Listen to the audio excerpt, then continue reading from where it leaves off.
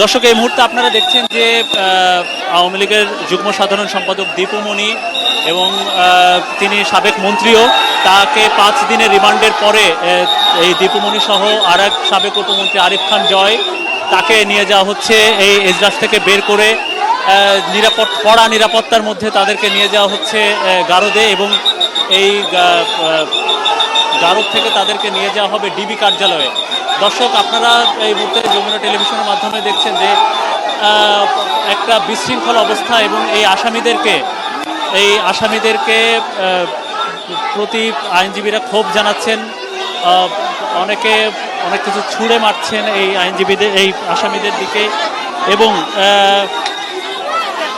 একটা জনাকীর্ণ এজলাসের মধ্যে আজকে বেশ হট্টগোলের মধ্যে এই শুনানি সম্পন্ন হয়, এবং রিমান্ডের প্রেক্ষিতে 5 দিনের রিমান্ড মঞ্জুর করেছে। আমরা দেখছি যে এই যে রিমান্ডে যখন তারা থাকবেন, এই মামলাটির তদন্তের দায়িত্বে থাকবে মোহাম্মদপুর থানা পুলিশ, কিন্তু তাদেরকে নিরাপত্তার জন্য তাদেরকে রাখা হবে ডিবি হেফাজতে। তো সেই ডিবি হেফাজতে রাখার জন্যই তাদেরকে এখান থেকে এই মুহূর্তে এজলাস থেকে নামিয়ে নেওয়া হচ্ছে সিএমএম আদালতের গারদে। এবং আমরা দেখছি যে যে আসামিদেরকে হেলমেট পরা, আসামিদেরকে পুলিশের ভেস্ট পরা, এবং সেই ভেস্ট পরার একটা তাদেরকে নিরাপদেই এখান থেকে নিয়ে যাওয়ার জন্য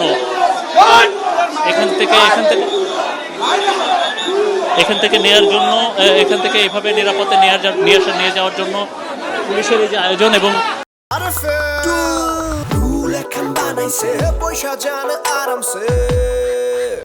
আসামি পক্ষে একজন আইনজীবী উপস্থিত ছিলেন, অ্যাডভোকেট আতাউর রহমান, আসামি পক্ষে আইনজীবী। তিনি এই মামলার আসামিদের পক্ষে রিমান্ড বাতিল পূর্বক জামিনের প্রার্থনা করেন। বিজ্ঞ আদালত বিগত দুই পক্ষের শুনানির পর এই আসামিদেরকে রিমান্ড মঞ্জুর করেন এবং আদালতকে কোর্ট তদন্তকারী কর্মকর্তার নিকট তার কাছে হেফাজত প্রদান করেন। ওমর ফারুকি, সাধারণ সম্পাদক। আসামি পক্ষের আইনজীবী অ্যাডভোকেট আতাউর রহমান ছিলেন। তিনি 2 জন আসামির পক্ষে বিজ্ঞ আদালতে রিমান্ড বাতিল পূর্বক জামিনে প্রার্থনা করেন। এই মামলা মোহাম্মদপুর থানার 5-8-24। এই মামলাটি একটি হত্যা মামলা। এই মামলায় জানেন আপনারা, আবু সাইদ নামে এক ব্যক্তিকে গত 19/7 তারিখে ছাত্র জনতা আন্দোলনের সময় তাকে হত্যা করা, পুলিশের হত্যা হয়। এই হত্যা মামলাটা দায় করেছে একজন আমি হামদার নামে এক ব্যক্তি।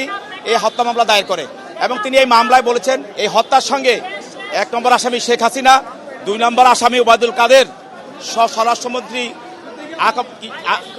আসাদুজ্জামান কামাল সহ তারা এই হত্যার সঙ্গে আরও অন্যান্য আসামিরা তার সরাসরি জড়িত। এবং এই 2 জন আসামি আজকে যাদেরকে আদালতে উপস্থিত করা হয়েছে, একজন হলো যে দীপু মনি, আপনারা জানেন যে আলোচিত যে শিক্ষামন্ত্রী, সাবেক শিক্ষামন্ত্রী, এবং আরেকজন হলো আমাদের আরিফুর রহমান জয়, তিনি সাবেক সংসদ সদস্য।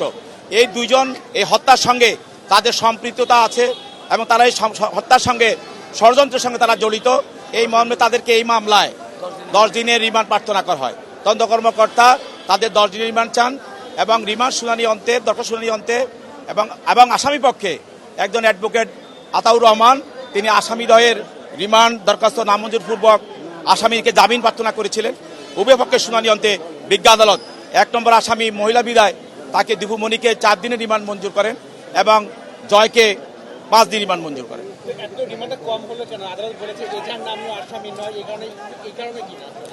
আসলে আমরা তদন্ত কর্মকর্তার এক্সপেক্ট ছিল তারা যে ধরনের ঘটনার সঙ্গে জড়িত, এবং এটা একটা হত্যা মামলা। এই হত্যা মামলায় আমরা মনে করি এই রিমান্ডটা পর্যাপ্ত নয়। এই হত্যা মামলায় তদন্তে যেহেতু তারা 2 জন এখানে অ্যারেস্ট হয়েছে, তাদেরকে আরও তাদেরকে নেওয়ার প্রয়োজন ছিল। গৃহবাসীদের জন্য আরও কয়েকদিন সময় দেওয়া উচিত ছিল। যাক, বিজ্ঞ আদালত দিয়েছেন, এবং তদন্তকারী কর্মকর্তা চাইলে পরবর্তী আবার রিমান্ড দরখাস্ত করতে পারবেন। আদালতের সামনে কি তুলে ধরেছেন? আদালতের সামনে আমরা এমন কিছু ধরি নাই, তুলে ধরেছেন তদন্ত কর্মকর্তা বলছেন যে 1 নম্বর আসামি দীপু মনি, তিনি এই যে ছাত্র জনতা যে আন্দোলন, এই আন্দোলনের সঙ্গে দমন করার জন্য যে হত্যাযজ্ঞ হয়েছিল, এটার সঙ্গে সে জড়িত, এবং প্রত্যক্ষভাবে সে বিভিন্ন ঘটনার সঙ্গে সে জড়িত, এবং সরকারের বিভিন্ন অপকর্মের সঙ্গে সে জড়িত। এবং সে বলেছে যে আমাদের যে শিক্ষা ব্যবস্থাটা, এই শিক্ষা ব্যবস্থা এই দীপুমণি ধ্বংস করে দিয়েছে। আমাদের ইয়েদেরকে, ছেলে মেয়েদেরকে এই 15 বছর মেধা শূন্য করার পিছনে তাকে দায়ী করা হয়।